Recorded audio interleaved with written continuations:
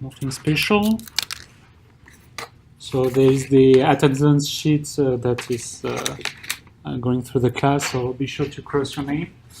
Okay, so I continue, if it's okay. I hope I will be able to finish because, yeah, we should be okay normally.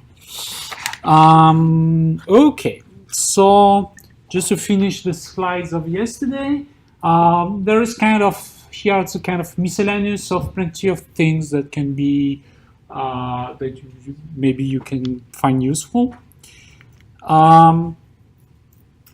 So the function enumerate.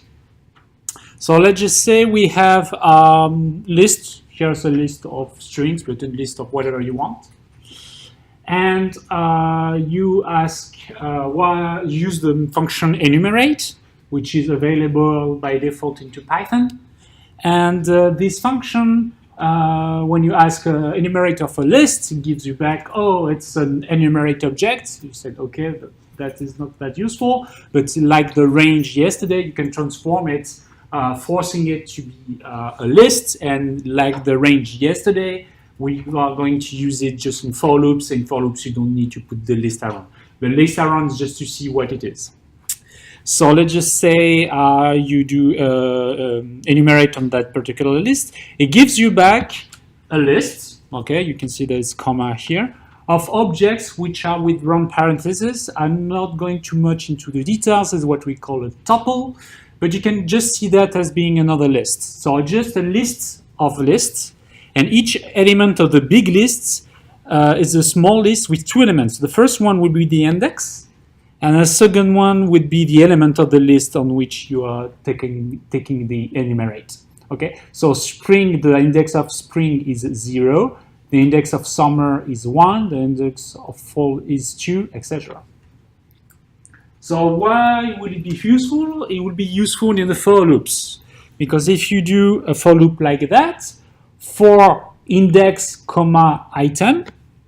So as the for loop will go on, index will be equal to the first element of the small list here, and item will be equal to the second element of the small list here. So at the first step, index will be equal to 0, and item will be equal to spring.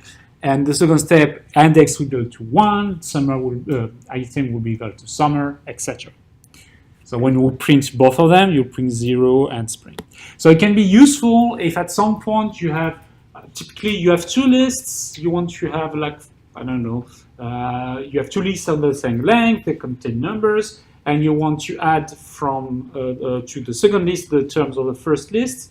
You can do a for enumerate. You have the index, so you can access to the element of the second list and add the item. Okay, so each time you need both the object of the list and its index, thing to use enumerate would be useful. Okay, is it clear for everyone? Okay. Zip. So zip is when you have two lists, usually of the same length. So here, for example, I have a list 1, 2, 3, and another list A, B, C. And when you ask to do a zip of those two things, it gives you back it's a zip object. You are not that helped with that, but if you ask to force it to transform it into a list, it makes more sense. So it will be a list of tuples, so a list of lists if you want. And the first element here will be the first element of the first list. And this element here will be the first element of the second list. And you go on and on, okay? So usually it makes sense if you have two lists of the same length. So you can make a for loop through both elements of the two lists, and you will have access to at the same index in the two lists, okay? So it's the same syntax for y and x in zip of those two lists. You can do things. So for example, at the first step, you will have x will be equal to 1 and y will be equal to a. So you multiply a by an integer. So just a copy concatenation of this small y here, just once for the first step, 2 times for the second, and 3 times for the third. Okay. What if the two lists that you put in the zip here and here are not of the same length? it will just stop at the list which is the shorter, okay, the smallest list. Okay, so it can help yourself when you have two lists, you want to go through both of them at the same time, you can use zip. Okay. I have a question online. Why ABC inside codes but not the numbers? So ABC here are strings, okay, so it's text. And the numbers are real numbers, they are integer, okay? So I remind you that an object, if I call A equals to 1, here, so that's a string, and B, if I make it to equals to 1, it's not the same thing, it's not the same object, because when I do A plus A, A plus A, the result will be a string which is 1, 1 here, and when I do B plus B, obviously it's going to be 2. Okay, so it's not the same object. If you have codes, it means that it's a string representation of a number. If you don't have codes, it means that it's a real number. Okay, I hope I answer the question properly. Okay, let's continue. Break statement.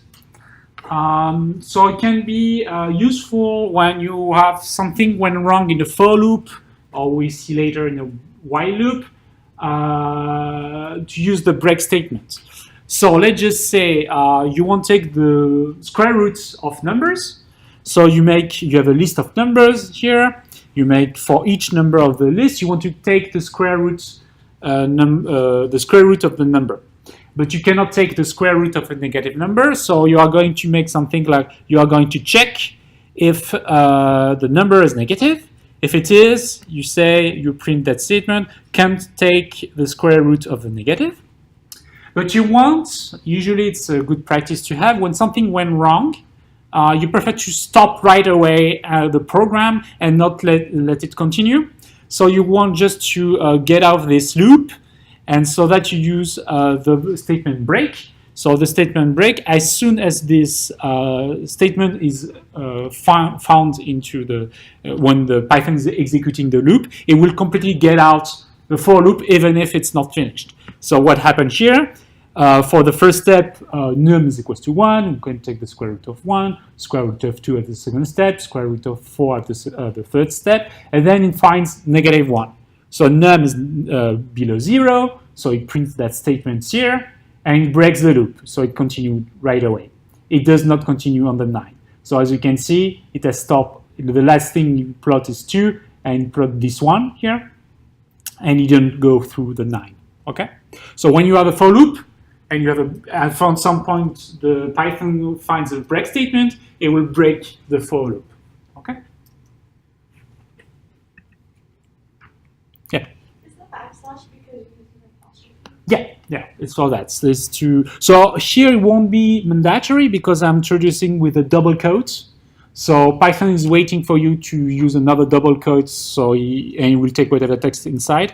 But it's always a good practice to put it typically for quotes and double quotes, so that if somebody copy pastes your string and paste it with just single quote, it will also work. Why doesn't Python have imaginary numbers? What's that? Why does Python not have imaginary numbers? Python can have imaginary numbers, but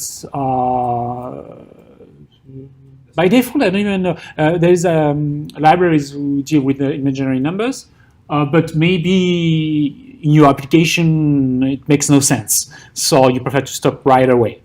So yeah, I think it will give you an error by default. You have ways to deal with the square root of negative numbers. Let's just say -1 to the power of 0.5. Oh, okay. Oh, maybe. No, should be weird. Okay, so it deals with automatically with square root numbers. And you can see that's kind of weird because it's -17.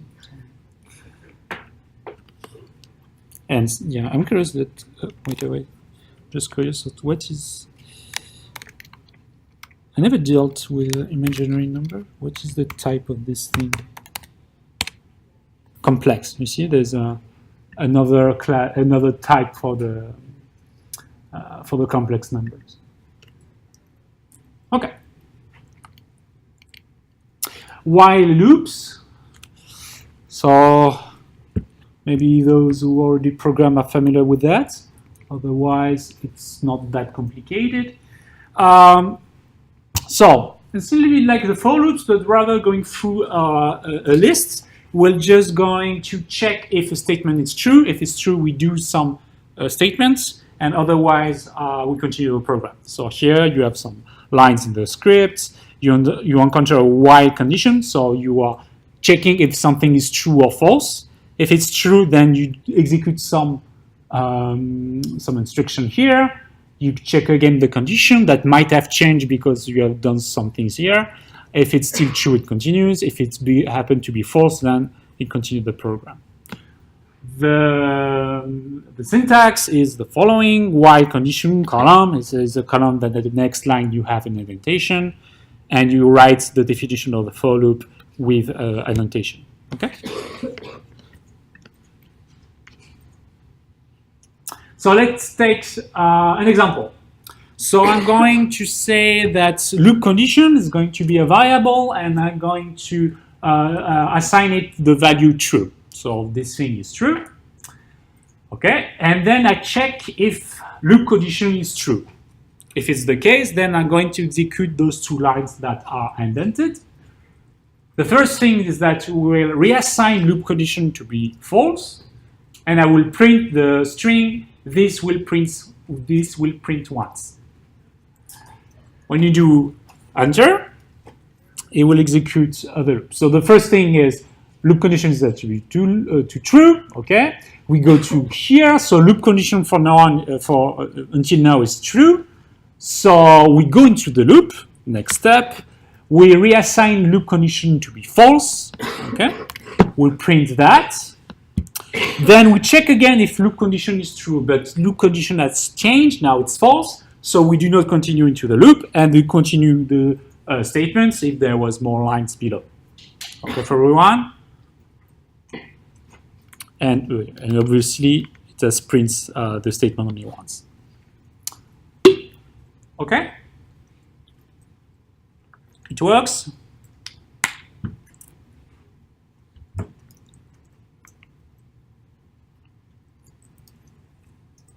Okay, another example.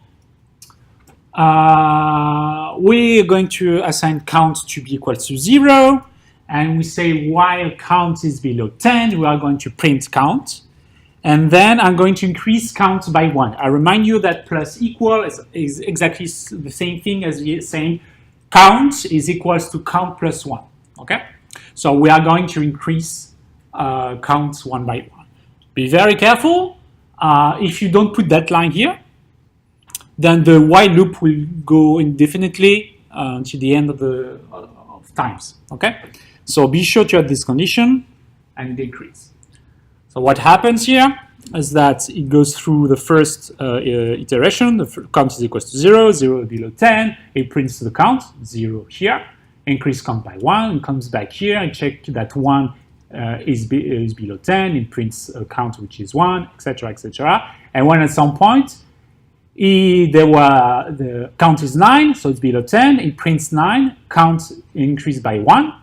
I come back here. Oh no, count is equal to 10. So 10 is not strictly below 10. So I stop.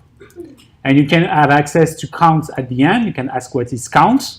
It's 10. Okay, that's interesting. No problem. Okay. So while loops, the big drawbacks of the while loops is that you can be stuck into an infinity loop very easily if you don't pay attention, which is usually not the case for loops. So what happens if you get stuck into a for loop? So for example, if you get stuck into while loop.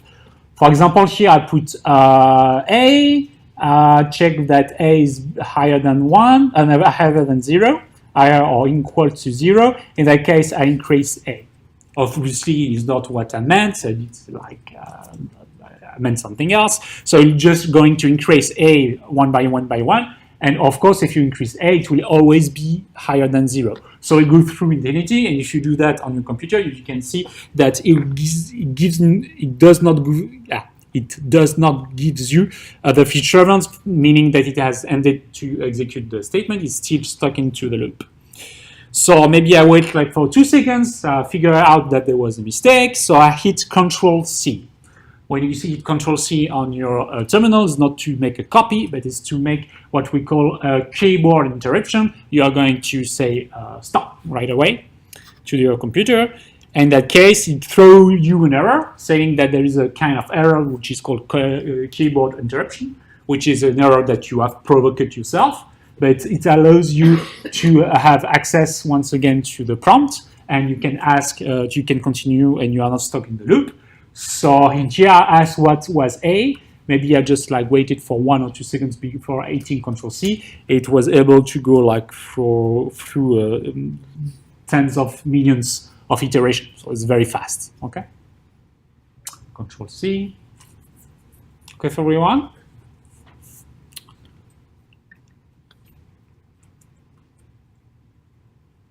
Can you continue the typings? Okay, sometimes it can be useful for doing like, it's a kind of, I don't know, hack, I don't know. It's to use the while loop as when you want to, that typically you want the user to answer a yes or no question. I'm going to delete that file, yes or no, and if your user is answering something completely ABCD, you can say no, please answer by yes or no. So you can do use the syntax a little bit like that. So you make choice is equals to empty string here, and I'm going to say while choice is not equals to Python, or you can do it for the yes no answer. You can say that while choice is not equal to yes or choice is not equals to no. Something like that. You say choice, it will be equal to input. What are we learning? So I remind you that that is asking a question to the user by displaying this question and waits for the user to give their answer, and it will be stored into choice. If you're in Python 2, it's raw input instead of input. So when you execute that, the Python asking me, what are we learning? The user answers Java. No, it will, Python continues. What are we learning? Because choice is not equal to Python. So what are we learning? HTML. What are we learning? No, with a typo here. It's still not good. What are we learning? Python. And then it gives you back the prompt.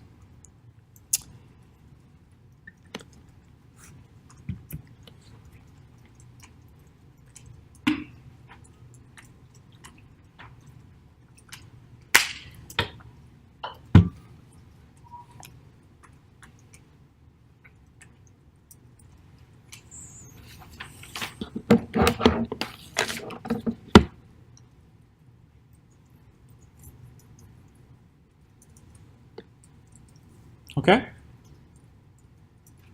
Still some typing, so wait a little bit.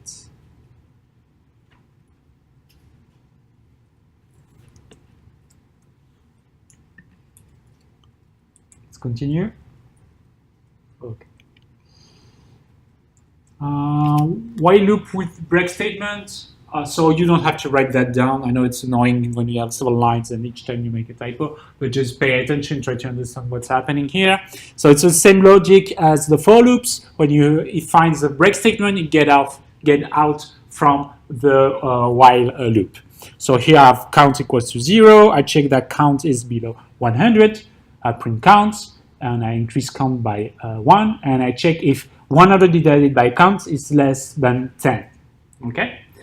In that case, I will break. So at first count is equals to 0.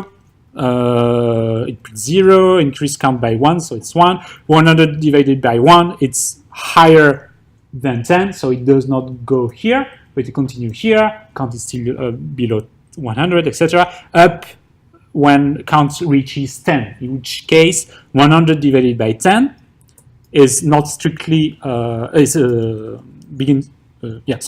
you reach 11. So 100 divided by 11 is strictly smaller than 10. In that case, it hits that statement here, break, so it get off the while loop. Even if we didn't reach 100, it breaks the loop already just after 10. So it has printed 10, then increase 10 by 1 is 11, so that's why it breaks at 10. Okay? So don't write that, otherwise you will spend like 10 minutes with all the typo possible. But it's just to show you what we can do with break else statement. So I just created a kind of game to annoy the user. It's also an excuse to mention this library, which is random. So random is a library which is built into Python, just like math. It deals with random numbers. I'm going to import round range function, which will give me back a number between, let's just say 0 and 10, or I can specify the range. Okay. So it's a function. So I define a function, random number game. It takes no parameter. I say count equals to 0. So the idea is you will try to make the user guess what the number you take by random. And so it has the user has 3 chances. So count will count how many chances you spent. Okay. Count is equal to 0 at the beginning. Random number is a random number between 1 and 10. So round range will give you back a number between 1 and 10. And you'll check if count is below 3. So if count is below 3, that means that the user didn't spend all their chances. Okay. And I ask to the user, guess a number. So the user will print like, will try to say 1, but 1 will be just a string. So it needs to be converted into an integer, so that's why there's an int, and it's stored into the guess. I check if guess is the number. In that case, I say print you win, and I break the loop. So I break this while loop, and in fact I don't go through this else statement, I just continue over there. Otherwise, if I didn't hit that break statement, I continue if I didn't guess the right number, I don't hit this break statement, so I just continue the program normally. I increase count by 1, and I come back into the while loop, and I ask the user to guess again, etc. And if it never reaches this break statement, then it will do the else statement here. So when you have a while else loop, what is under the else is executed only if you didn't hit any break statement before. If you get out the while loop normally and not by hitting a break statement. Okay. So obviously it will do the behavior you want. So I have an example here. I use the function. I try to guess a number, 3, no. Guess number 4, and then I was lucky, I won. Okay.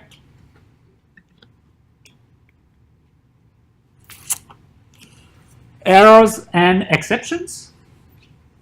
Okay, no question for that. I know. Well, I mean, it's not mandatory to remember it, but then you see a code with this while else statement, and you remember it will remind you something of my course, so you can check afterward.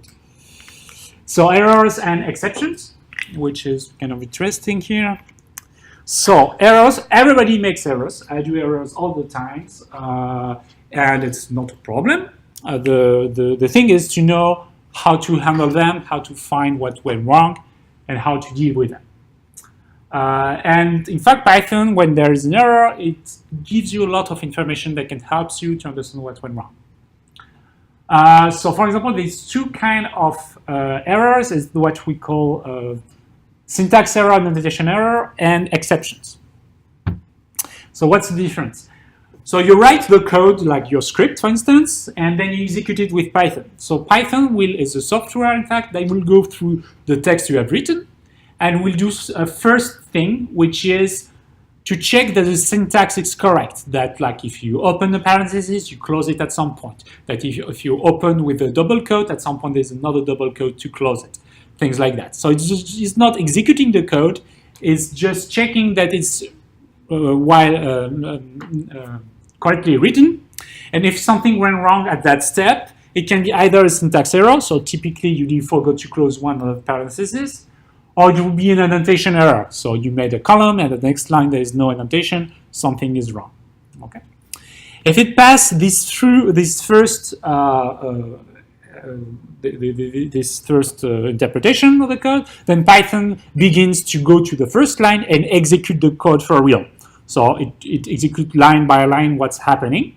And if you encounter something wrong, like you try to divide by 0 or something like that, it gives you an exception.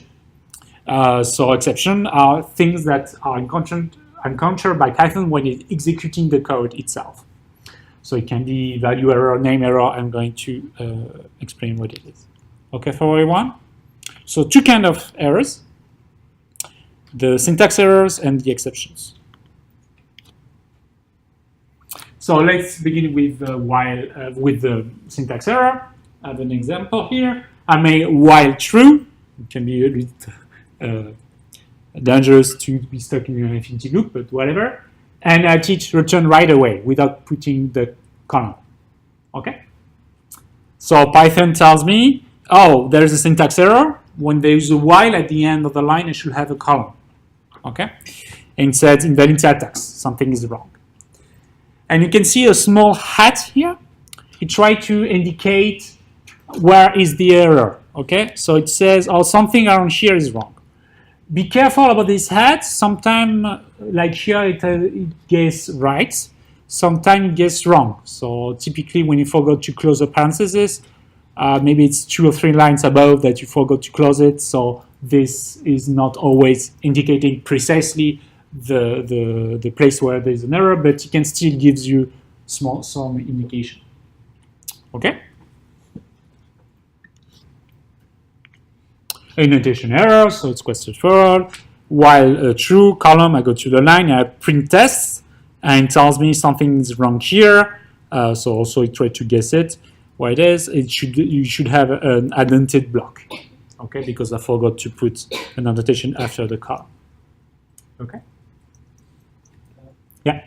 What the middle line is file, line 2. That? Yeah. Okay. Okay, normally here, so let's imagine you write a script. So you open a text editor, you write your program, and you execute it from Python, and something is wrong in the script. It will tell you, oh, in the file, I don't know, like workshop.py, there is an error at line 2. Okay, so it indicates you in which file there is an error. And sometimes it can be very useful because it can be a function which is called from a script, so a function in a module, which is called from the script. And so it said there is an error in that file, in that function here. So it can give you the information where file to look at here. Here it gives you like std in. It's because you are not in the file right now, you are just in the interpreter. So you are in your terminal, you open Python, so you are not into a file. So it just gives you std in, means standard input. So it's just like the terminal you are in. So it gives the name of the file which does not exist. Yeah. But still, it can be interesting if it's a real file to look at where it is. Okay.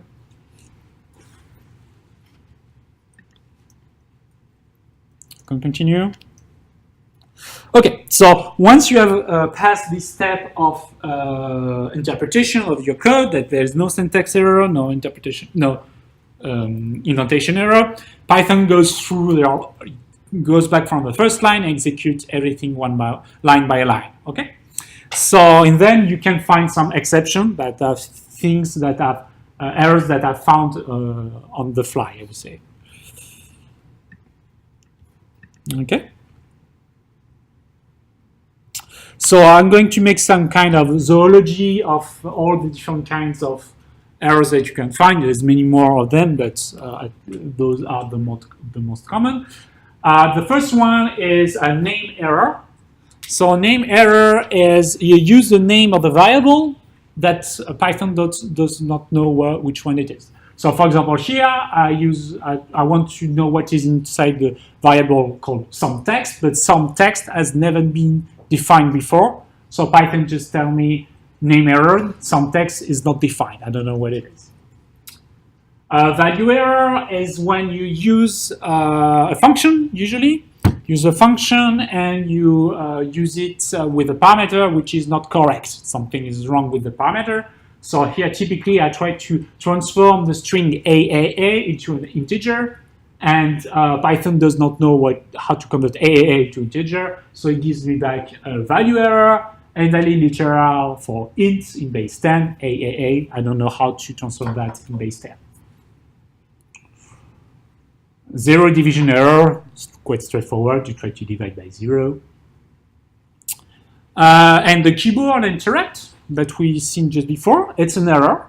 And it's one particular kind of error that's happening. Okay.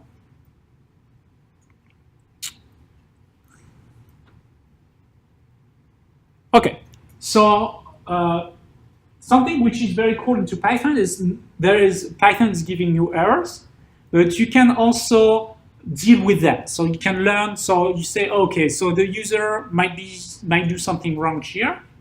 So I'm guessing what error the user can do, and if the user is doing that error, then I'm going to deal with that error and maybe indicate to the users that something is wrong, things like that. Okay, it's very good to program like that.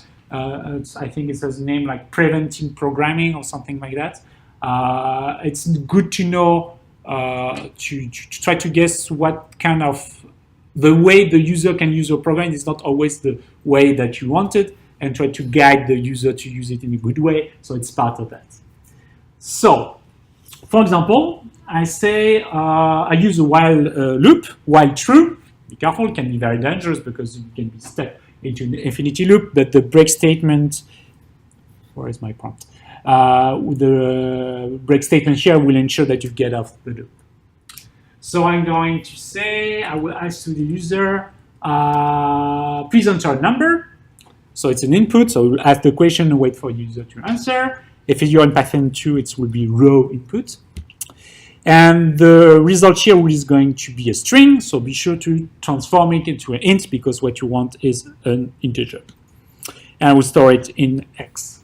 Okay, so you have programmed that, and what is the user is doing, of course, is not answering properly. Please enter a number, and it's answer the question, it answer A rather than 1 or 2 or 10. So what's happening? Python gives me an error. They say that there is an error. Usually it would be a value error.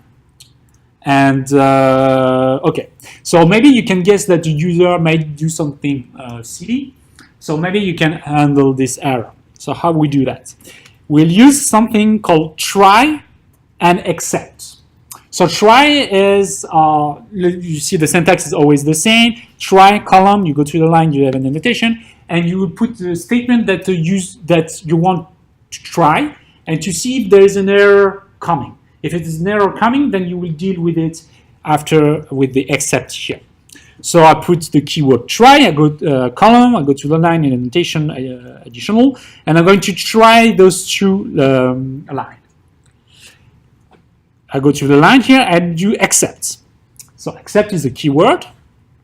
And I say except value error. So I say, I say to Python, if when executing those lines there is a value error occurring, then you are going to do something special.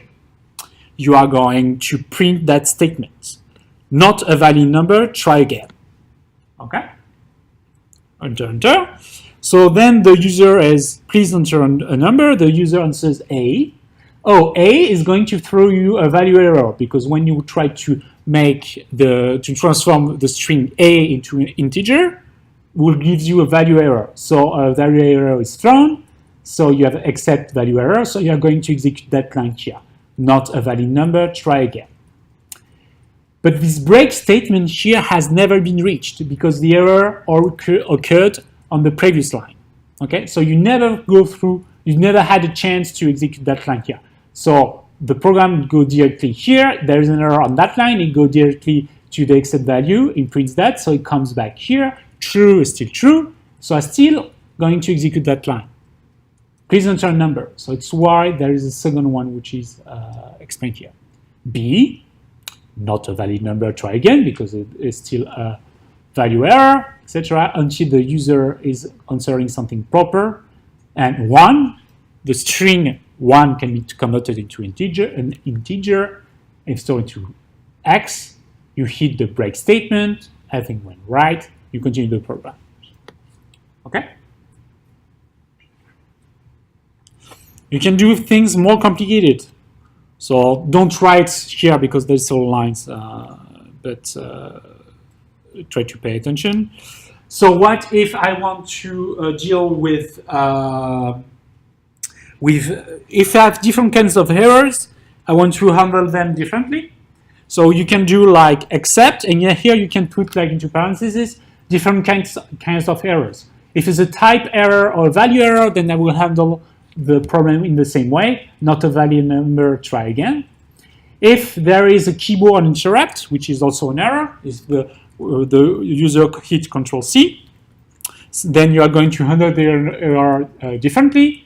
And you can even put an else, meaning that if everything went right, if you didn't hit either a type error, value error, or keyboard error, if you didn't hit any error, in fact, then you are going to print that statement here and break.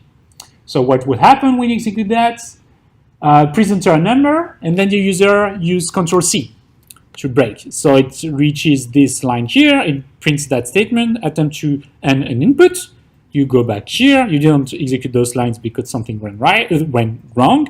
You come back here, true is true, true is still true. You print that again, K, not a valid number, try again. And finally, the user hit 3, and good job, you pick the number, you execute those lines, you break the infinite loop, and that's okay.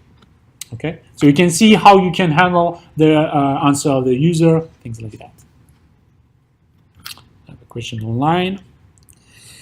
If you don't have a break and an input is a number, will go through yes, it will go through an infinite loop if you don't have the break statement. If you don't have this break statement, it will ask you indefinitely, please enter a number.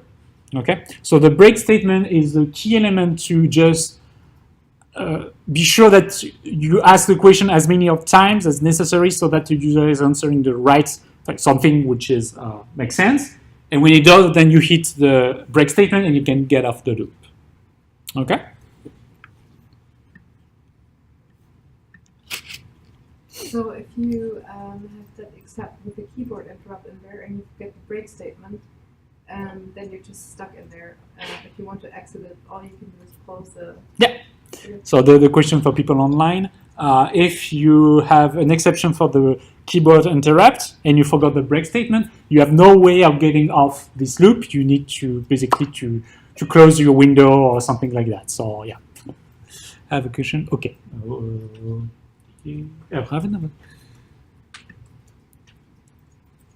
Okay, so basically I answered the question here. There is a hierarchy into the different exception. So like typically if you want to handle both the floating point error, the overflow error, the zero division error, rather than putting except that, and that, you can just gather them into one common error, which is arithmetic error, just a few lines. There is also, try to avoid exception. So you see exception is pretty much having all the exceptions here. Try to avoid that. You prefer to know what kind of exception can occur and deal with them. If something unexpected happen, it's maybe a good way just to stop the program, to say something that has never been planned by the programmer happen. Maybe it's better to stop the program. So try to avoid exception to handle all the exceptions. Okay. Okay. So basically, I finished the slides of yesterday. and I can continue the slides of today. Normally, I will have time to finish the workshop.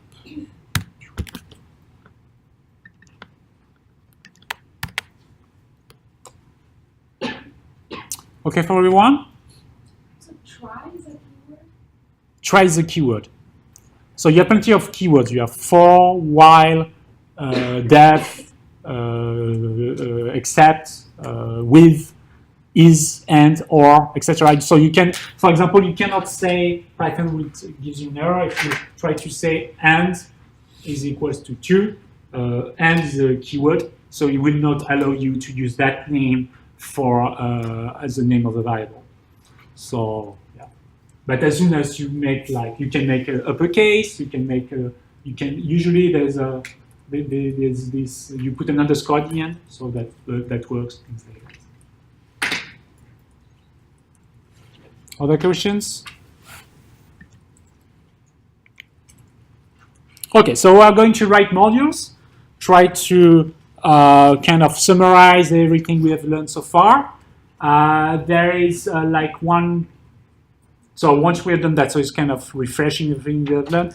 And at the end of the workshop, I will explain one final thing which is important, which is how to write and read in files. Okay. So let's try a little bit to summarize everything.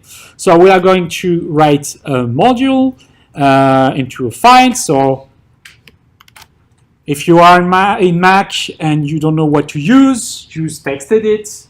I'm going to do it again because I know each time. So if you have something, if you see that, stop right away, stop doing whatever you are doing, and be sure that those things are not here by hitting Format, Make Plain Text. Once you have done that, go into Edit, Spelling and Grammar, uncheck everything in Spelling and Grammar, and go into Substitution and uncheck everything which is in Substitution. Otherwise, we'll have with error, and normally everything should work well. Okay?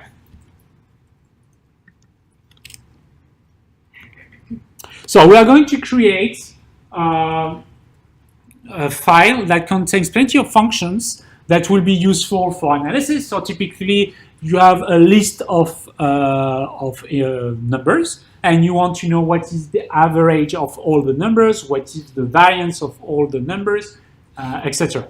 Okay, so we are going to write a small function to do that. So you open a text editor, you can make a small comment at the beginning. Functions to analyze values in a list. I'm going to print the numbers in the list for the first function. So the first function, so I introduce with def, print nums, why not? And two parentheses, the name of the variable, which is going to be a list of numbers, so I call it numbers. Column, go to the line, annotation.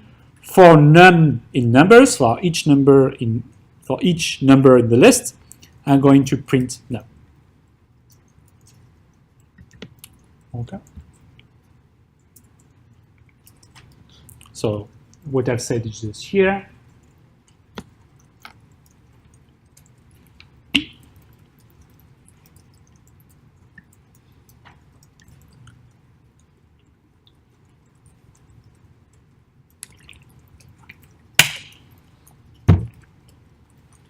Okay, I'm going to create another function, which is sum nums. So it's obviously a function that will sum each element of a list. So it's also a function that will take a parameter that I choose to call numbers, which will be a list of numbers. Column, go to the line, annotation, total. So total will be the final result, but for now it's 0, and I'm going to increase little by little the total with all the number of the list. For each number into numbers, for each number in the list, I'm going to make total plus equal num, which is the same thing as saying total is equal to total plus num. So as you go through the list, you will increase total by the value of the number. Once the for loop is finished, you are going to return the total. Okay? No problem for that. Who haven't finished to write that that function, the first one, print nums? Everybody has finished writing that? Yeah. Okay. So some nums is still here if you still need time to type it. A third function, which is average nums, that will return the average of the numbers into the list. And I'm going to use a function that I've used before, because I've defined what is sum nums. So sum nums here has been defined just before. So I can take advantage to that and use it in that function.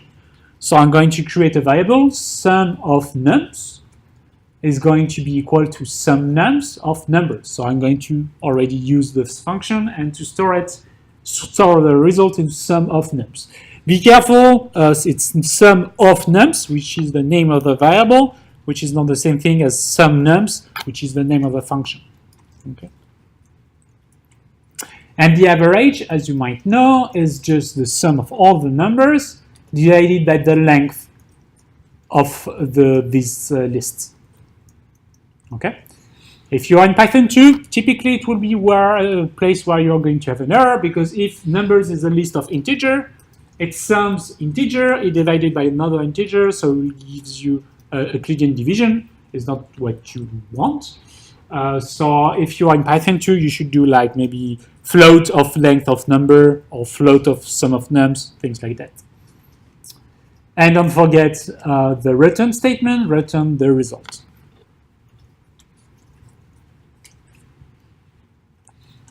Yes? Can you repeat what you said about one being a variable and one being a function? Okay. So sum of nums here on the screen is a name of a variable, okay? And sum nums is the name of the function, okay? So I'm going to use the name of the function to calculate something, and I'm going to store it into the variables called sum of nums, okay? Just to say that this guy here should have a different name than this guy here. Can you repeat the logic again for the first defining some nums? Or no, the one before that? Sorry, say it Can you again. define the logic or like what you are meaning to say with that line where it says define print nums? Numbers, it's the very first thing that you Yeah, so here, Yeah. what's What what? is it? What are you asking the Python to do? Okay, so that's a function. So I define a function, it's with the def, which is called print nums, and it has one parameter which is numbers. Numbers is going to be a list of different numbers when I'm going to use it. For each numbers in the list, I'm going to print a number. So it's just a function that prints whatever is in the list. Okay? Sense? Question. Can you use average is equals to total divided by length of numbers? No, you cannot use. So here, total is something that makes sense only in this function here. Okay, so total is a variable which is local to the definition of this function. Total makes no sense outside of this function. If I use total here without the indentation here, I try to access to a variable which was defined inside a function, it gives me an error. So you really need to call the function here. So it's why I use the name of the function here. I cannot access to total into that function because it has been defined here. How can you save total outside of a function to access it later? That's possible. That is not a good practice to program, but if you really want to do it, do I show it? Okay. I can do something like that. I'm going to show you here. Def a func.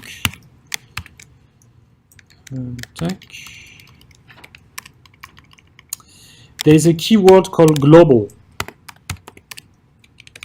I think I'm doing it right. Global. Here I put the name of the variable I want to be outside. A is equals to 1. Okay, so I will define a function, and I say that one of the variable that I will define inside the function needs to be I need to access it outside the function. So for now, until now, I'm defining A before. Let's do it again. That's it. Python 3. I come back here. I redefine my function. Tech. Oh. One second. I'll do it again. Yeah. I define my function. I said it's that global is going to be A. That A is equals to B. So I've defined a function, and here the global A means that I'm going to define a variable A, but I need to have access it inside the function. So when I have never executed A, so if I say A, Python tells me that it doesn't know what it is. But if I call the function a func here, and I ask what is A, now it knows that it's 1. Note that is not always a good practice. It's better to keep the variable which has been defined into a function, not to be accessed to outside. Okay. Typically, it's because if I have something else which is called A guys equals 3, something like that, it happens that I have this variable here, and I call that function here a function. It changed without me noticing it that A has changed the value, and A is no longer equals to 3, it's equals to 1. So it's not a good practice to use the global. Okay. Yes. Does Python have something equivalent to MATLAB's NAND? Not a number. I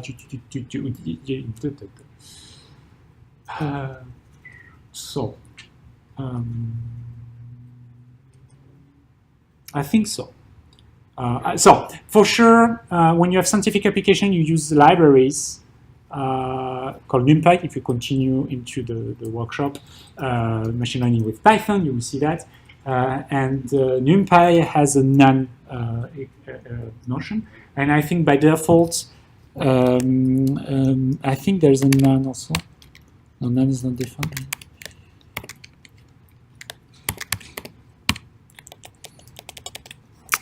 Let me see. I'll answer that question. In Python.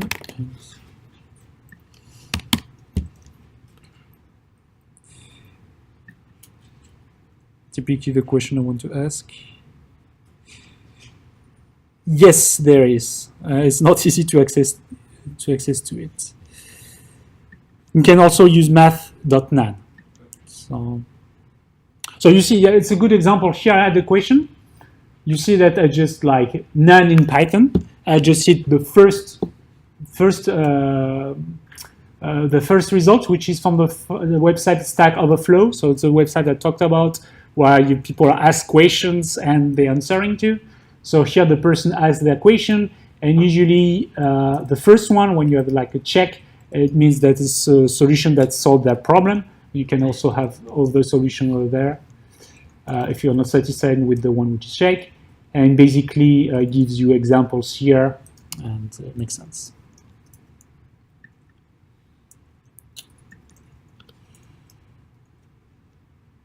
Okay, so let's continue. Average nums is here. I'm going to create another function which is variance nums, which is a function which is going to calculate the variance of all the numbers. Okay. So I define the function, it takes into as a parameter the list of the function, and here I'm going to create a list which is called variance. So I know it's maybe you should have used another name.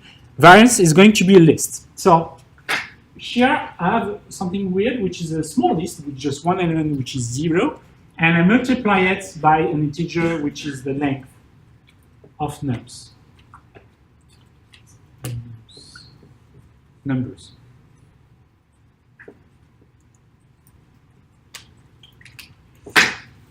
So what will you do? In fact, I have a small example here. When I multiply the small list 0 by 5, it will just concatenate 5 times 0. Okay? It's the same logic as for the strings, right? So I create this list here.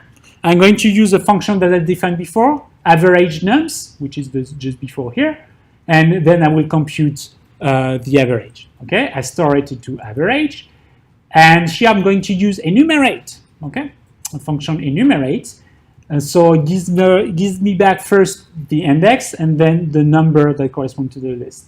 So I'm going to do variance.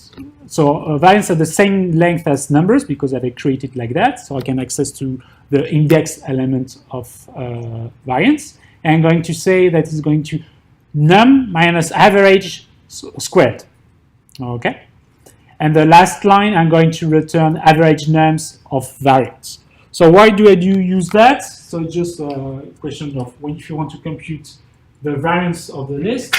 One way to do it, there's several ways. You can do like 1 divided by n of I is equals 1 to m. So that would make an average. And it would be the average of, so if it's like x1, x2, xn, for instance, it will be xi minus j here.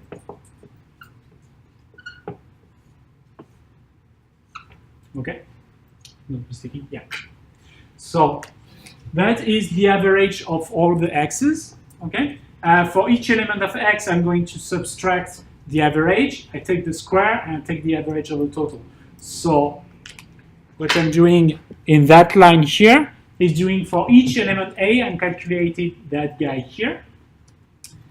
So variances will be all the value of those guys here, and I just take the average of all those guys. So it's the very last line, average nums of variance. It will give me that.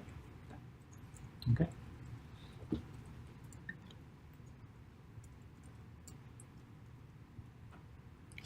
I've already finished to write that that one here. So you still have variance nums if you need it. And we are going to create a last function normally. It's going to compute the standard deviation of numbers, stddev of numbers. It's going to be, I'm going to define it using, so that is, it's just when I took the screenshot, there was my prompt was here. It's not, it's nothing, okay? So variance is going to be variance nums of numbers, so I'm going to use that. I will try return variance to the power of minus 0.5, which is going to take the square root. And if there is a type error, we say wrong data type received, something like that. In fact, it's each time I think it will make more sense to put that line into the try. I always forget to change that line here.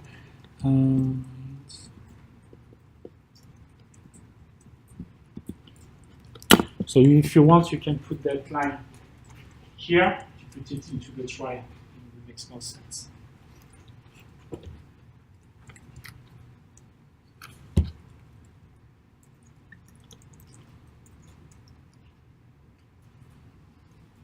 Just checking what is.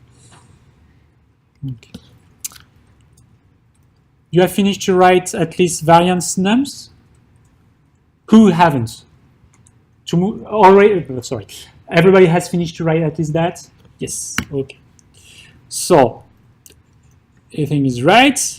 You finish to write your statement, and then you are going to test it. So it is a module.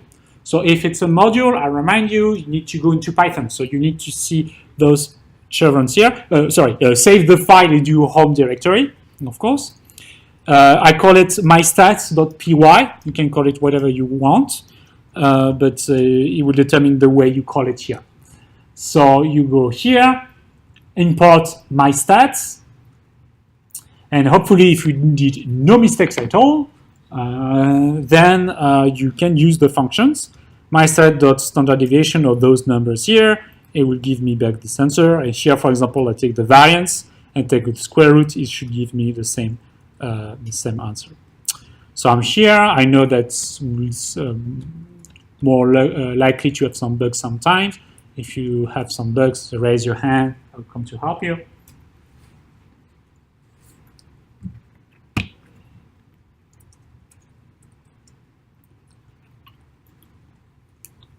Nobody has bugs at all? Okay. So this hasn't happened before, but it's saying that this is not in the module.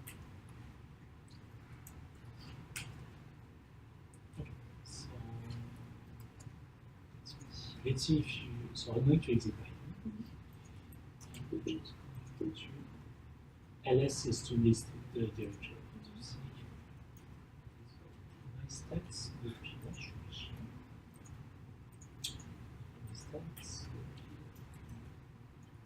Okay, so it's my stats without the .py. Oh.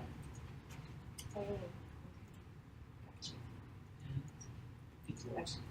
It works. At least if I manage to.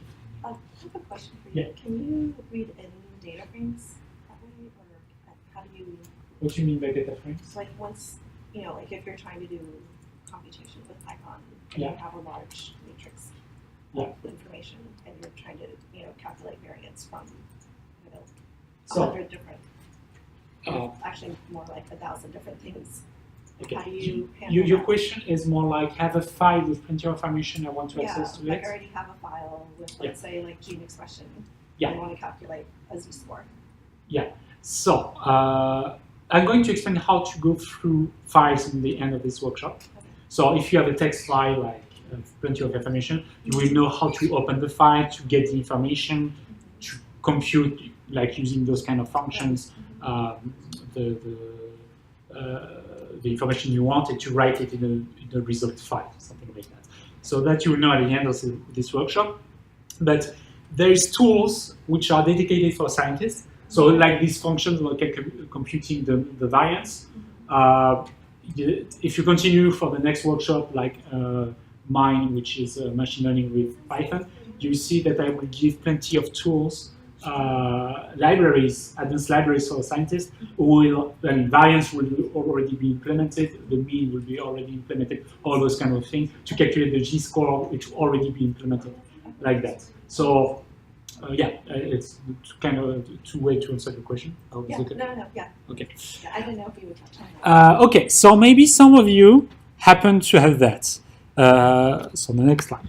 So like, I tested that. So I guess some of you had some mistakes. Yeah. So like they managed to make import my stats. If you do that and that line goes well, what it means that Python was able to find the file mystats.py. It goes through the file and it encountered no syntax or indentation error. So it just go through the file and say, okay, from well above, there is no syntax or indentation error, but there might be some execution error. Okay, so you are not free from that. So, okay, it went well for that. There is no syntax error, and you hit mystat.standard deviation of that guy, and it tells me, oh, there is an error. So as you can see, like somebody asked me what is in the file. So here you can see it gives me the file in which there is an error. It's in user QCB Collaboratory mystats.py. Line 33, there is something wrong. It says the name variance is not defined. So obviously I made a typo here. I meant variance. Okay. So something weird happened. So I go back to my file. I change the error. I change my stat.py. I put the A. And then I ask Python once again, please, what is my stat, the standard deviation nums of that? It still tells me there is an error in this file, line 33, with the same error that I've just changed. Okay? This is kind of weird. So it's because when you did your first import mystats, it imported the file somewhere in the memory and closed the file and just take what it has stored into the memory. If you change the file in between, it won't, Python won't know that you have changed the file, so we'll continue to use what it has imported before. Okay, so there is two ways to get around that. The first one is a little bit annoying, but very simple. You just exit Python, you reopen Python, and you import again. Okay, very easy. You just use the up arrow, it will work. So that is personally the thing that I use most of the time. But there is another way to use it. and is using the function reload, which is a little bit annoying because in Python 2 you had access to reload already. So it was just the syntax reload and the name of the module. So you use that and it will go back to the file, re-import everything, and it will work. But if you are in Python 3, you need to import reload from a standard library, which is import lib. From import lib, import reload, and then you can use the function reload to reload a module. So just to import my stats again. No, it won't, because it's done because sometimes you call like the reason for that is sometimes you import very large libraries, things that are very heavy to import. So my stats is very light, but sometimes it can be something like can take like 1 or 2 seconds, something like that. And if you have different files that happen to import that big library, it will multiply the time to import library as many times as you have different files that does it. So Python is looking, when you said import that, it look at if it's already been imported.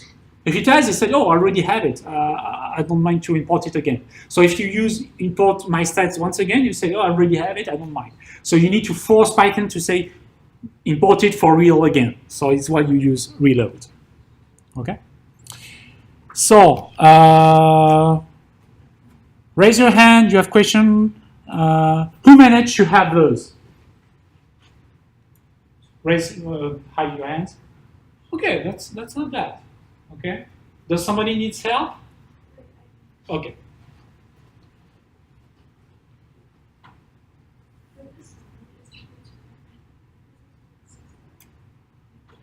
So return is outside the function. So it's length 22. Under the lines. Yeah.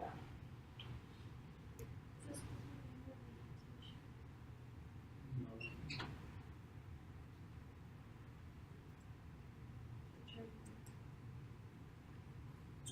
So define. So reads it.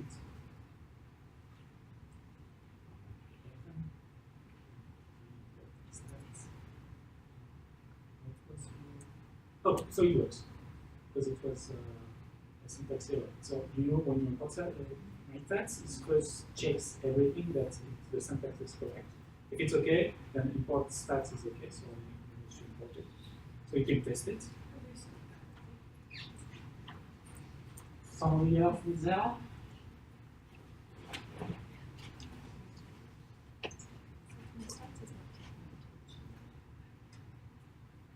Okay. So it means that I don't know what is that, which is weird because you import it and you see that usually it's a typo. When you imported something and you try to use it and you say that I don't know what it is, most of the time it's due to a typo. Can you see it?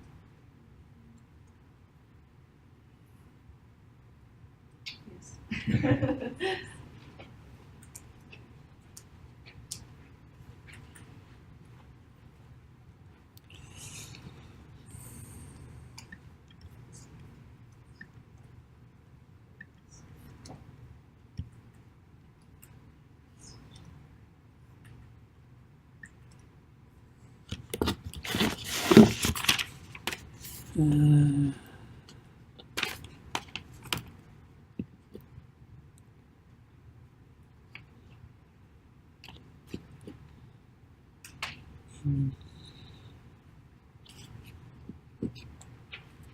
Young. Larry. Laura.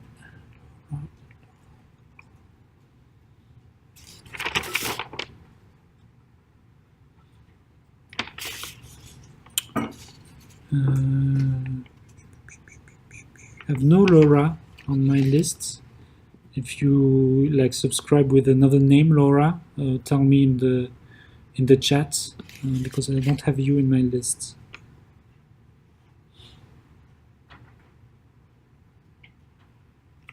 Okay.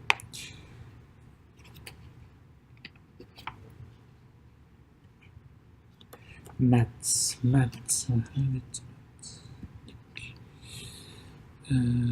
Rania, yes. Samantha, yes. Sarah.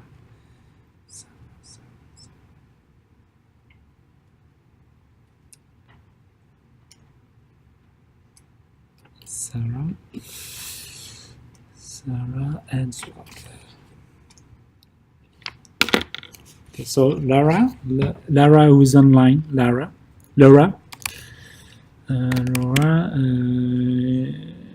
what is your family name?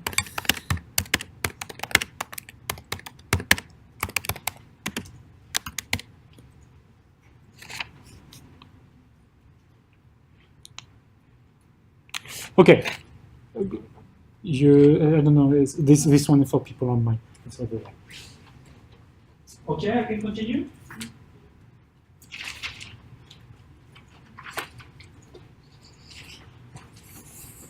Do you need the 0 before the decimal point? No, you don't need. So this one? Yeah. No, you don't need. If you don't want to put the 0 in front, it's okay.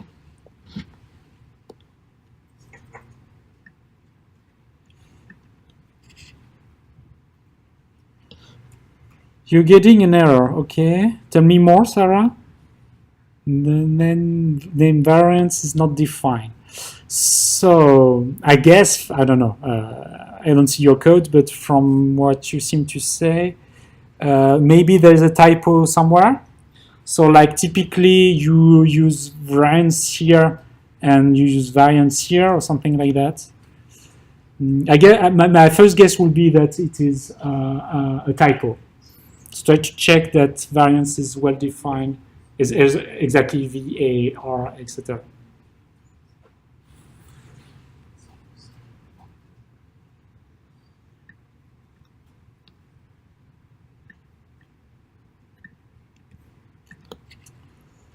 Okay, I continue. So that already talked about. Other features. So here we go in maybe a little bit more advanced Python. So I will usually, sometimes students are kind of afraid of what we're talking here.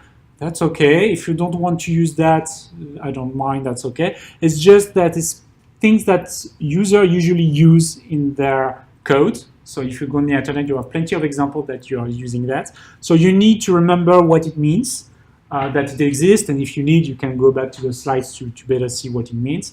So it's why I'm putting some information here. Okay.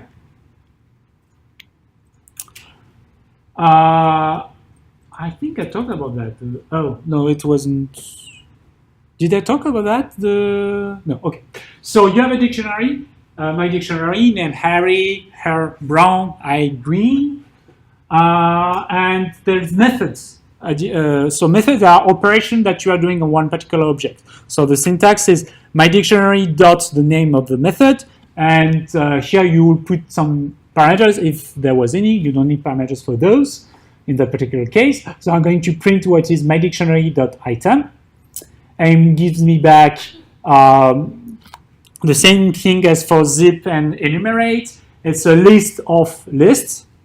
To be precise, it's a list of tuples, but you can see that just being a list of lists. The first element is going to be the key, and the second element is going to be the value associated to the key. And then you go through that and that and that. So you can make like a for loop. You can make for key value and a dict dot items, and you will have the key and the value corresponding to each other in the for loop. So I remind you that the order is not always the same depending on the computer you are in, but at least it will go through all the same. You can have access to all the keys, so it gives you back a list or kind of a list with all the keys, and you can do the same with the values. It will give you only the values. Okay, it's not exactly list. It's like a dict key or dict values, but if you force Python to transform it into a list by doing list into parentheses that object, it will work. It gives you a list. Okay. I continue. Split and join. And those guys, I like them. I don't know why, but I know I like split and join. So it's two sides of the same coin. It's either you want to gather together different strings or you want to split them. So let's just imagine that you have a string, A, point B, point C, and you want to have a list with the elements that are contained into my strings, but each time you see a point, you want to make a separation. So I'm going to split my string with that motif, the point here. So it will be A, B, and C. It can be very useful when you are reading a file with plenty of numbers separated by spaces. You can just use splits and use the motif space so that you will have a bunch of string representation of numbers and the subdivided, then you can transform them into floats, for instance, and use them. Okay? Join is exactly the other way around. So here I have a string, a small string, which will be the motif with which, sorry, I'll begin with the beginning. My list is a list of strings. It's important here that it's a list of strings, only strings. And I want to glue that together into one single string with the separator being just a point, for instance. So here I put the motif I want to insert. And I use the method for that particular string, which is join. And here I put the list that I want to join. So it's going to join A, B, and C with putting a point in the middle. I have a question. Split star.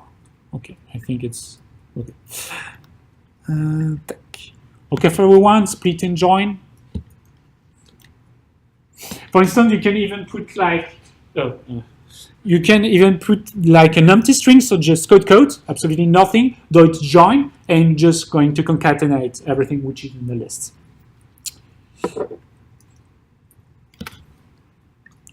Can we save the new list of strings?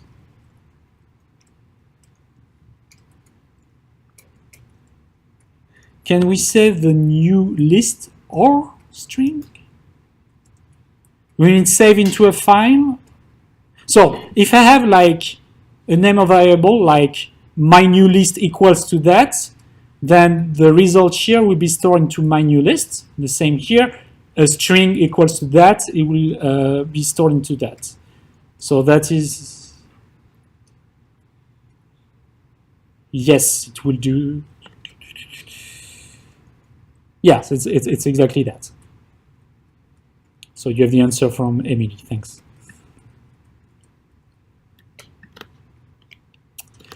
List comprehension is something that is, I think, only existing in Python and Julia, which is a nice way to do it. Typically, it will be a way when you have a list and you want to create another list based on that list. So typically here, the range of numbers between 0 and 10, and I want to add the square value of each of those numbers. So you can do it in the normal way, I would say. So you create like an empty list, squares, which is an empty list. You make a for loop for each element in range 10. So it goes through all elements from 0 up to 10 without including 10. And I will add at the end of squares the square value of x. That works. If I ask what is squares, it will be 0 up to 81. Okay? But you can do that just in one line, very easily and very nicely. It's when you do, so that was the previous examples, and here you another way to do it. You can say directly that squares is equals to, and here is kind of weird, as x squared for x in range 10. So as if we kind of gather those two lines together, we first write this here, and then write that, okay? So, and you can read it in English. I want the squares is going to be the list, so it's where there is a square bracket here. X squared for x in range 10, and gives you back exactly the same results. Okay? So that's just a way to write it a little bit faster. So that's this expression for value in old list. You're creating a new list based on an old list.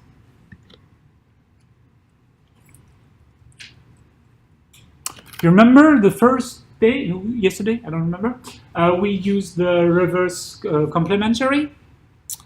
And we are going to do it like in, okay, so in 3 lines. Is it good? No, okay. So first I need to create my comp dix, you remember, so it's a dictionary. From one nucleotide it gives me the complement. So it's the same as we did before. I have one sequence here. And I can do reverse comp is going to be the complement dictionary of X for X in sequence. So it will go through each element of the sequence here and bring me back the reverse complement. So when I ask what it is, it's the complement. So from A corresponds a T, from A corresponds T, etc. When you have a list, you can use the method reverse, which is just flipping upside down the list, which is the reverse aspect of it.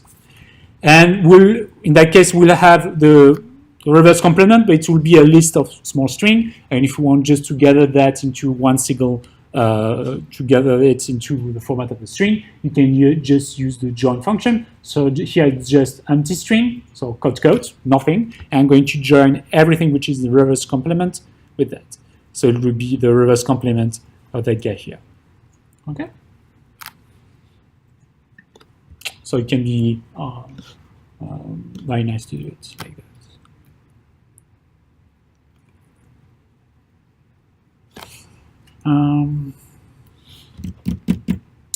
I'm kind of out of time. Let me see. Okay, so I'll come back to that later at the end if I have time. It's not that that problematic. Otherwise, you can look at the slides. We'll just do that. So, can somebody check on their mail if they received a mail from Lana Martin? And if not, I'm going to send it to you. So normally Lana, who is helping us at the desk, has sent to you a link in which you can, no, you haven't. Okay, so I'm going to do it right away. I'm going to do it right away. Okay, come on, see. Sent.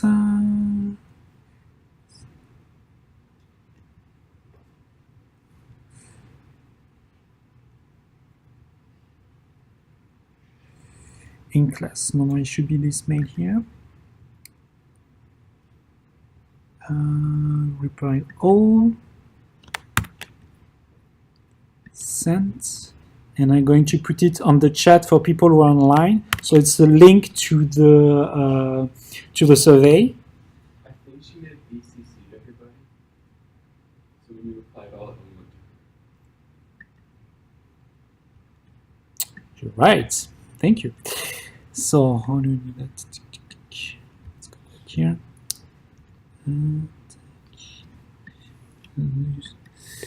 Reply to all.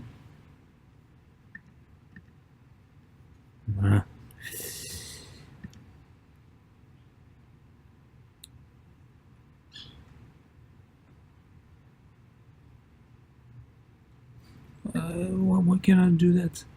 Reply? 1, 2, no. I think if you expand the 2 line, you can copy and paste. What do you mean? So click on the 2 line. So under your name is 2 Lana BCC. Yeah. Come back, copy and paste it. All the way around.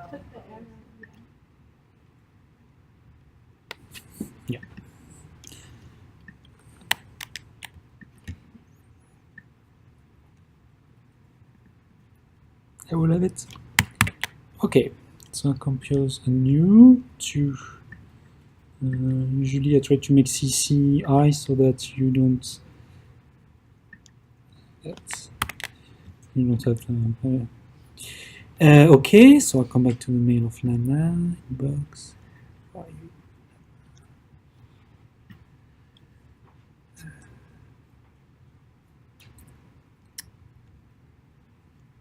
Sorry, I had it. Yeah. So here it is. Tick. Control C, new message. It works.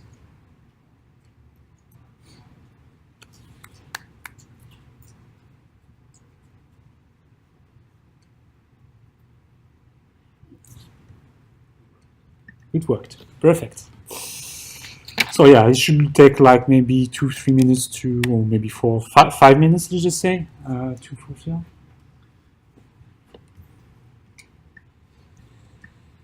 The data are different though. Well, I think it's not a big issue. Yeah, the data, okay, the data, it does not matter. It's just like it's going to be in one file. Don't mind all that.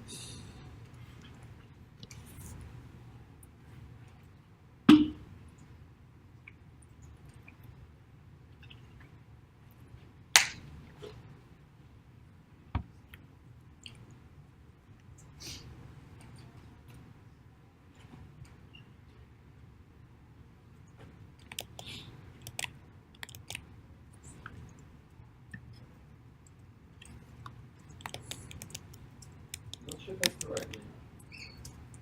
Seriously? Why? It wants me to create a form. You actually have to just select the whole thing and paste it on your browser. Oh, okay. Oh, it's the link when you click on it and when you copy paste it, something like that. Yeah, Yeah. it redirects if you click on I see.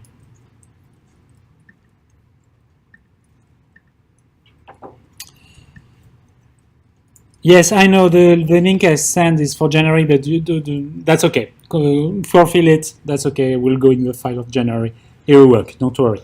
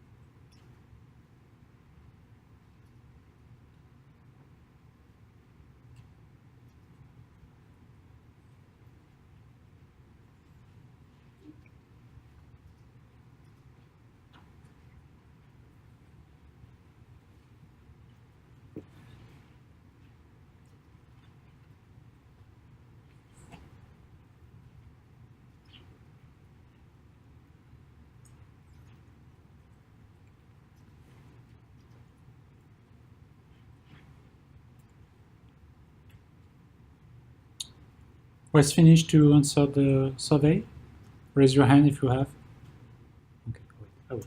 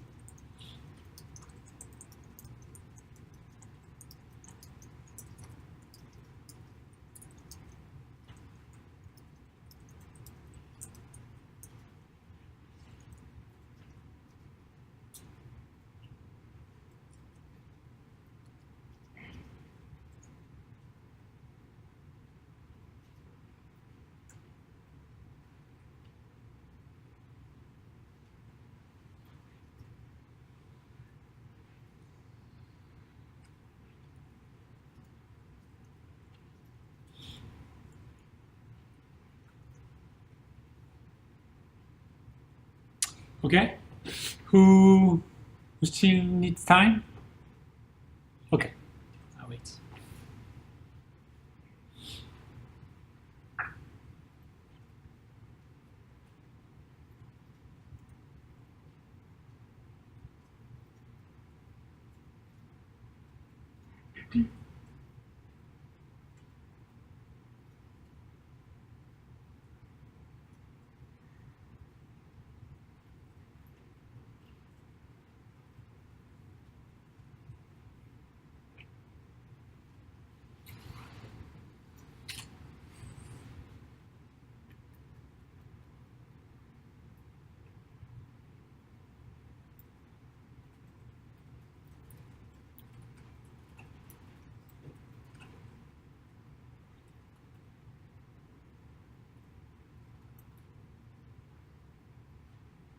Okay, sure, finished. Okay, so let's continue. File, so that's the final thing, which is file input output. We are going to learn how to read files and how to write into files, text files, so simple files. Not like you will not be able to read an MP3 with that, but at least you can write some text and read some result of experiments, for instance, things like that. So, file, why begin with file output? Okay, I begin with file output.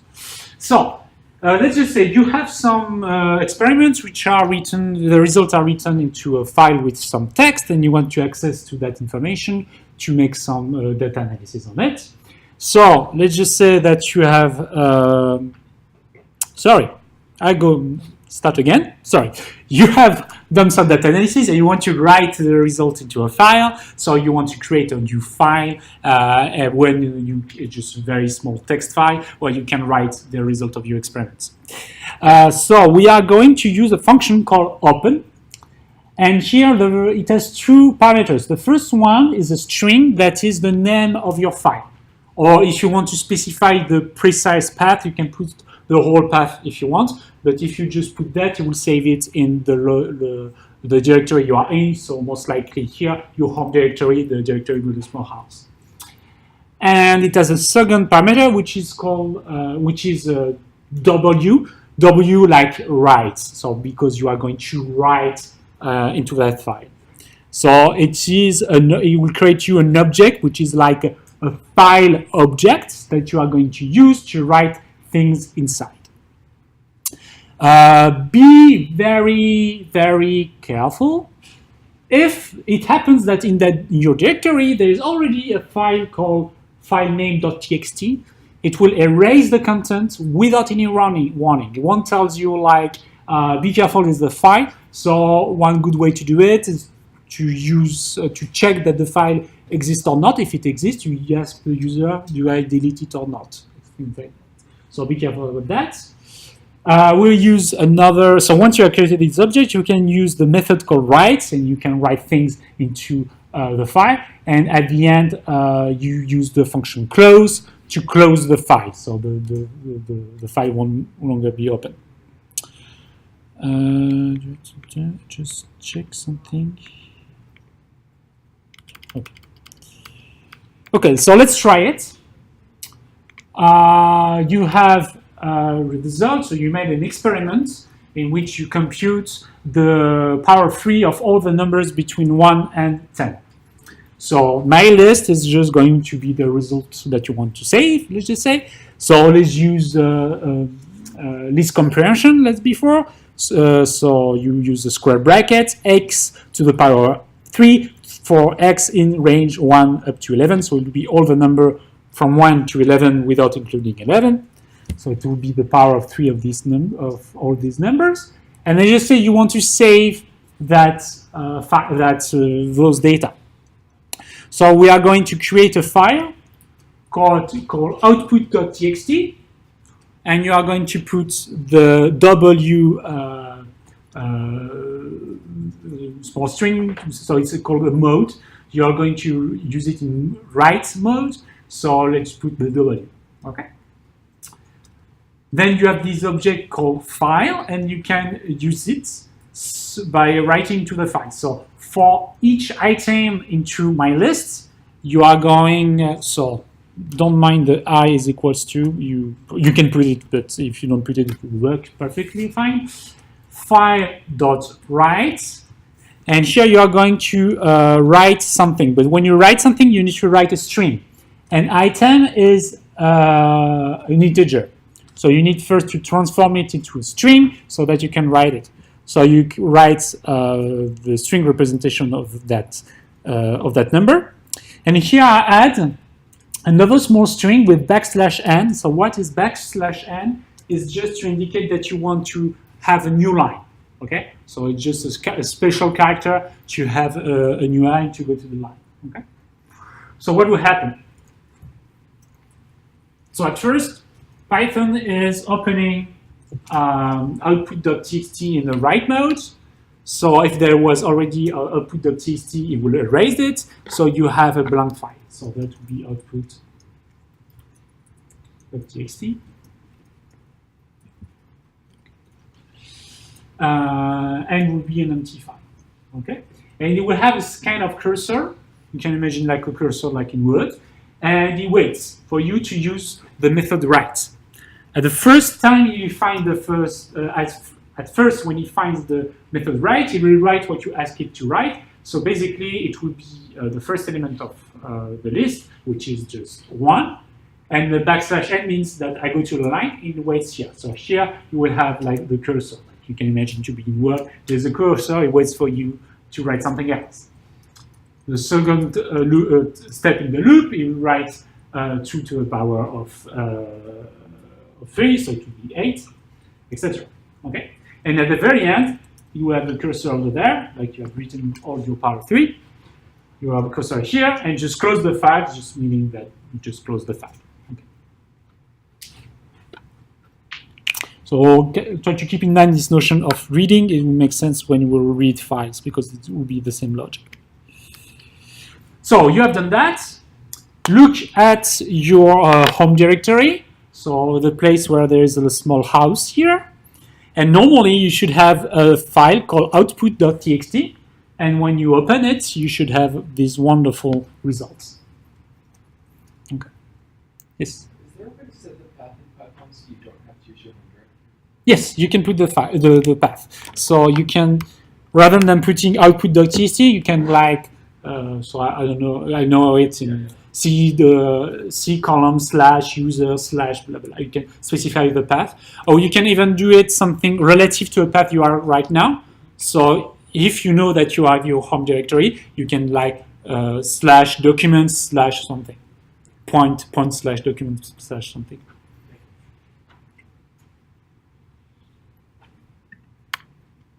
Okay, everybody has that?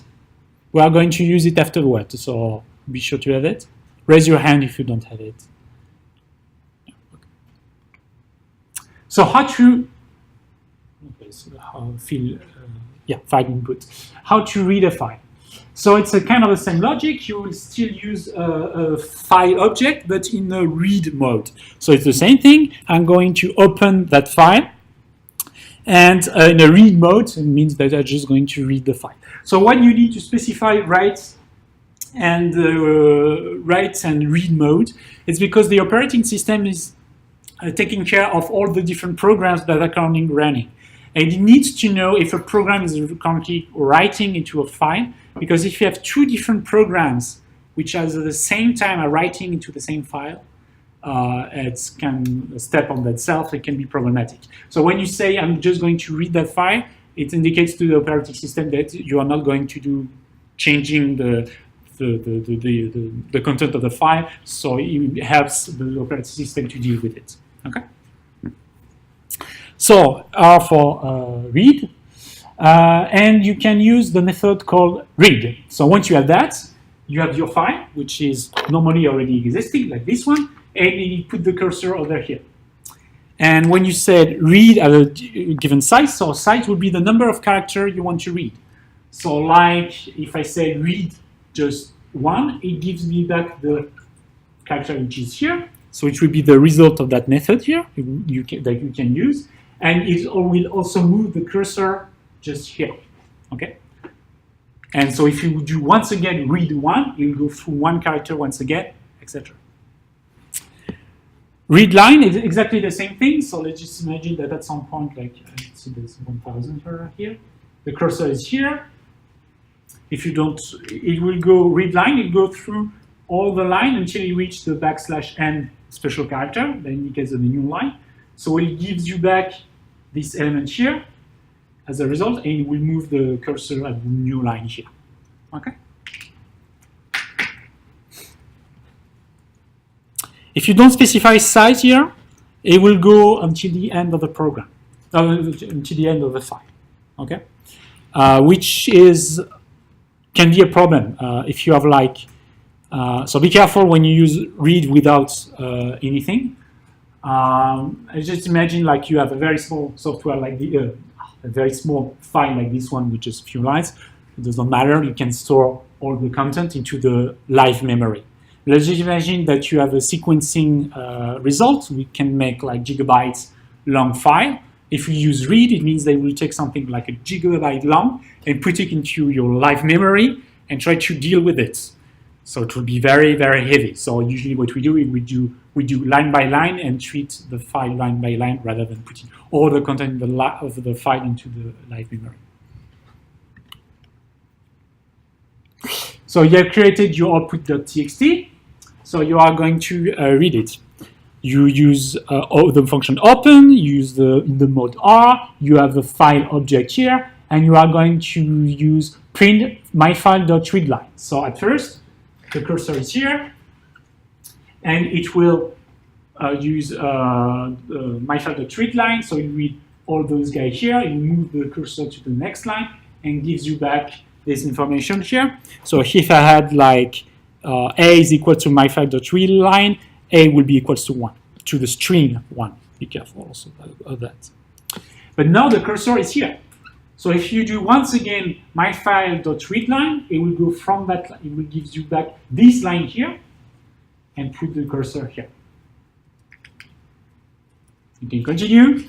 And if at some point you put read without specifying the length, so the cursor is down here, it gives you back all the things until the end.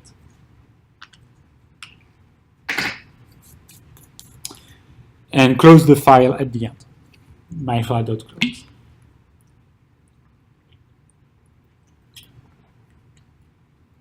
Okay for everyone? No question online? Can you continue?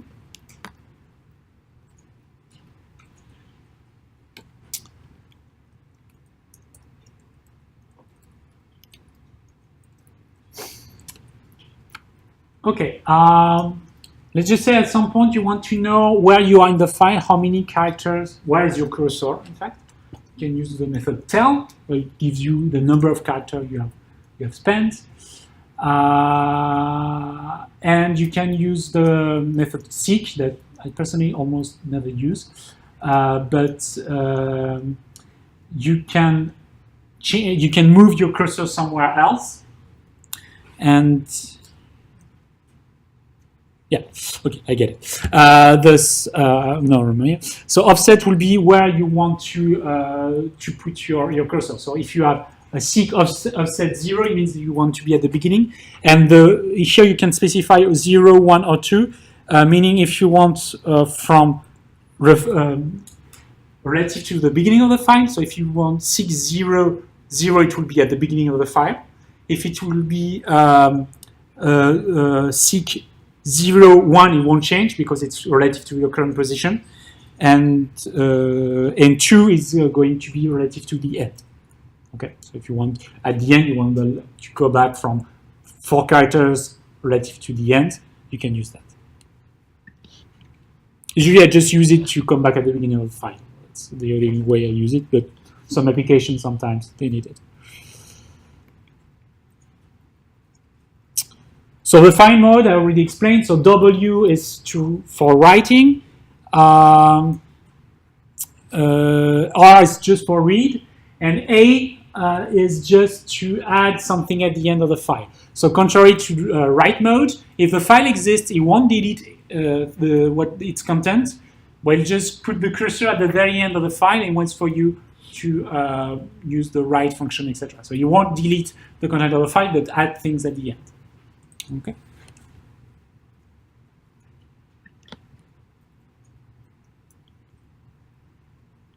Okay, so you have seen that I've used the close statement at the very end. Each time I finish to read or to write into a file, I use the close statement. If you don't do it, don't worry, your computer won't explode, but it's always nicer to do it. It's a little bit like if you unplug your USB key without ejecting it first. So the fact to eject your USB key, your operating system checks that all the programs that are currently running have finished to write into the file, and that you can remove it safely and not having corrupted data. It's the same here. It's just to say, to indicate to your operating system, okay, I finished to work with that file. You can do whatever you want with it. Okay.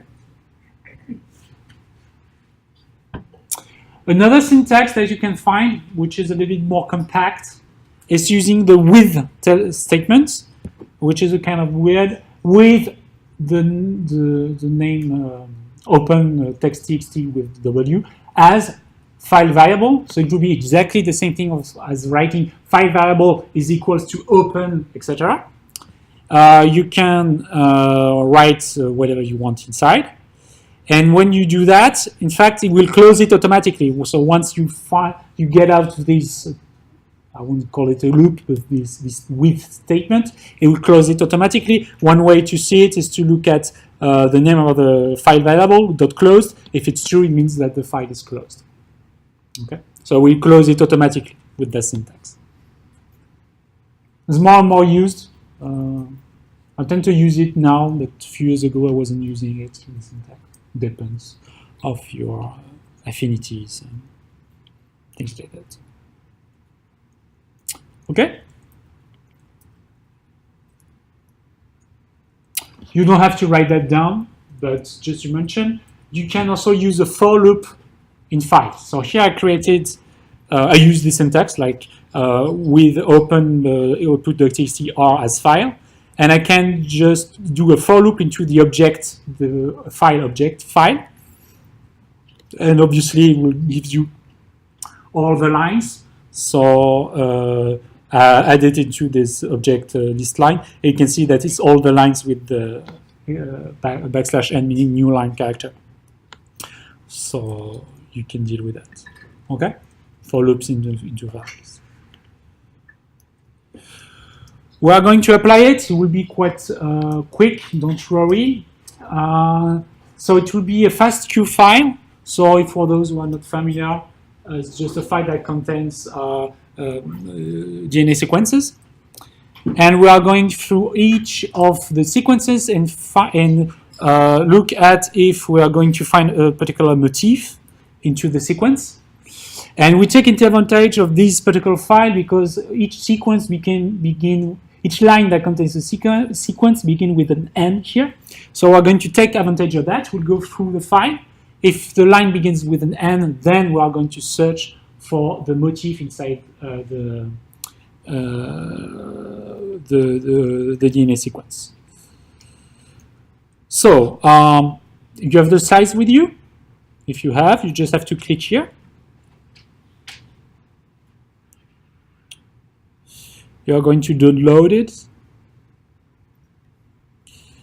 Downloads. exam.FASTQ, and be sure to save it. So if you would like that, move to your home directory. Okay, move here. Yeah, okay, because I already had it, but okay. Move it here. So normally in your home directory, you will have this file here. Okay, so just click on that link, save it. Be careful that it's .FASTQ extension. I know that Windows sometimes want to make you change like web archive or I don't know. Be sure that it's a .FASTQ extension. Okay, everybody has that. Okay. So basically, we are going to create a small script that will do what we want. So you are going to open a new text editor, and we are going to open the file. My file is equals to open example.fastq, just on read mode, because we are just going to read. You just need to read, we don't need to write inside. The adapter sequence is the motif that we will find, we search into the different sequences. Total lines will be the total number of sequences that we find. A count of adapter is the total sequence we find that contain the adapter sequence. Okay? So for now it's a 0. I will go through the file and increase it. For line into my file, so I remind you that it just gives you all the lines of the file. I will check if the first element of the line is the character n. Remind you, we take into advantage to the fact that each line where there is the sequence begins with an n. So if it's that, then I check if the adapter sequence is into the line. If it's the case, I'm going to increase the count of adapter by 1. Okay, it means that I found this adapter sequence into the sequence, so I'm going increasing the count of adapter by 1. In all cases, whenever I find it or not, I'm going to increase the total lines by 1, because total lines will be the total number of sequences. After that, after having done this for loop, you can close the file. And you are going to print the total number of lines. So total lines, column, percentage I means they're going to insert something at the format of an integer here. Count of adapter is going to insert here count of adapter, which is also integer, sorry. Percentage, so I'm going to compute the count of adapter divided total lines. Be careful, those two are integers. So in Python 3, you should add a float somewhere. I multiplied by 1,000 to the percentage. And percentage of reads containing the adapter. Percentage point to f, meaning that I'm going to insert something at a format of a 2 decimal precision float. Sure.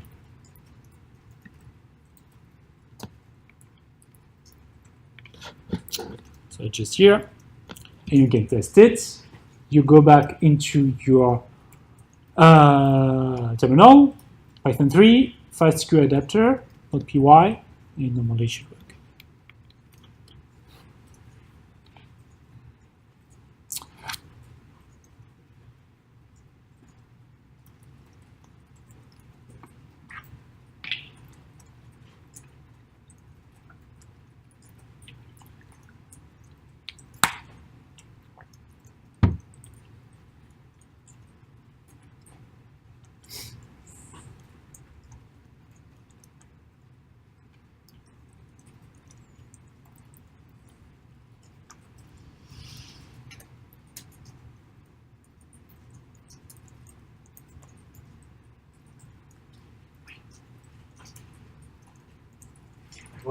Everybody sign that?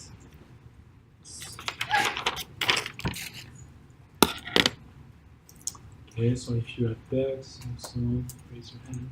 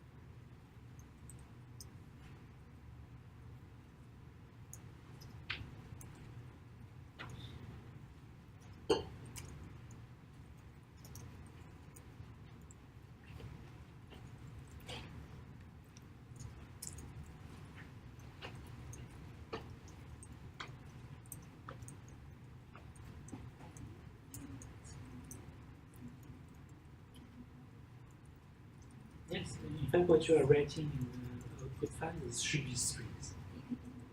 It can only be strings. So the example, it's transforming it to a string. Yeah, you need to transform it to a string. Yeah. So you need to make the conversion yourself. Okay. Don't worry, I'm staying here if you need, but I just want to have your attention for maybe 2 minutes to conclude before the time runs off. I will put that slide again and stay after that. Don't worry. Okay.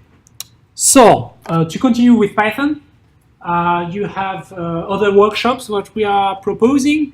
For example, we have machine learning with Python that I will teach in 2 weeks. Something like that. So if you want to do some machine learning, you also learn about plenty of libraries that are useful for scientific application of Python.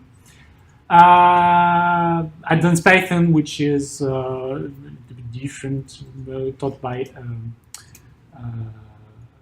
Sergey, I think. Michael will teach it. And you have a relatively new workshop which has been taught only once, which is made by Marcus, which is digital imaging processing in Python. So plenty of things to continue in Python. You have kind of a tutorial here, the Code Academy. Normally it's free, so you can go to check it. I haven't tested, so I don't know if it's good, but I put the link anyway. Also, I have shown you some books that I think will be good, etc. Also to mention, we are not only doing workshops, we are also doing projects. So basically biologists come to see us and say we have some quantitative problem, or we have data analysis. Is there somebody into the group that can help us? So we provide that expertise. For example, me, I'm doing modeling. That's my specialty. Unfortunately, I will leave soon, so maybe I won't be able to take a project, but we have plenty of expertise. Don't hesitate to send us a mail if you want to have a project with us. And basically, it's all I wanted to say. I'm staying here as long as you need, and thank you for your attention. Thank you.